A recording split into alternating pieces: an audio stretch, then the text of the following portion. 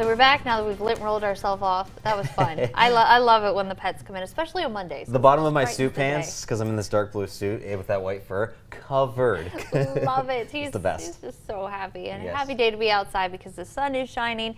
It feels like October. If that's your thing, well, today's kind of your perfect day, right? Exactly. Minion's bringing the energy to a already perfect forecast. Yes, he is. And I'll try to carry that on through the weather now. But hey, I'm happy. I love talking about these fall-like conditions. Yeah, look at that. Yesterday, we finally cooled down completely behind that cold front. The high only hit 64, and we had those rather cool overnight low temperatures finally after such a long, mild stretch through last week. It is nice to see a bit of a change of pace. Now, the one thing about yesterday that was a little tough, we still had a lot of cloud cover here and there, but today that has certainly changed up. You wouldn't know it by the temperatures. We're still just as cool as yesterday in the 50s back across the mountains and 60s once you get into the I-81 corridor and getting a little closer to 65 once you get near DC and Chantilly. So very seasonably cool, but here's where things are. Staying again a little bit on the breezy side. That's why our temperatures have not spiked up despite the sunshine. We have northwest winds right now at about 15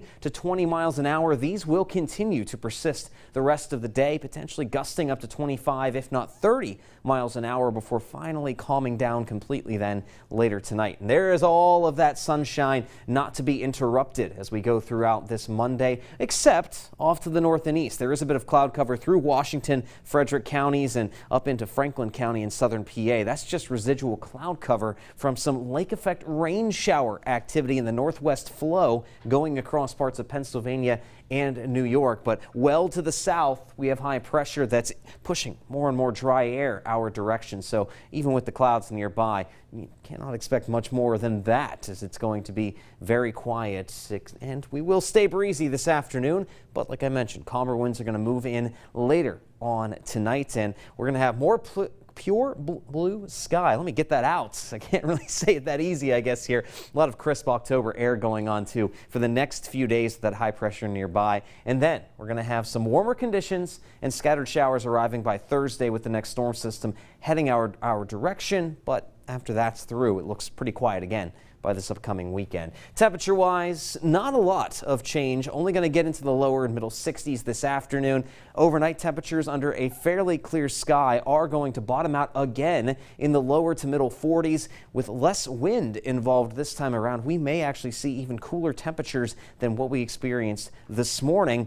But as that sunshine takes a little bit more of a hold and the winds are lighter tomorrow afternoon, we should see a little bit of a warming trend beginning, as we should see high temperatures back toward the 70-degree mark. And I mentioned those winds. Again, check it out. We could see gusts upwards of 25 to 30 miles an hour as we head through the mid-afternoon. But once we get past sunset and that low pressure center that passed through on Saturday is well off the Atlantic coastline and that pressure gradient lightens up, we don't really have to worry much about the wind. It's going to be fairly calm, up to about 5 to 10 miles an hour later tonight, and as well going into your Tuesday. There's that gradual warming trend. Nothing too substantial. We're just going to get up into the middle 70s by Wednesday and Thursday. The rainfall is going to be scattered about, nothing too significant on Thursday. It's not going to cool down quite yet on Friday, but we will bring back another round of cooler Canadian air by Saturday and Sunday. And look at that. It's that time of year. Those lows are going to start flirting with the upper 30s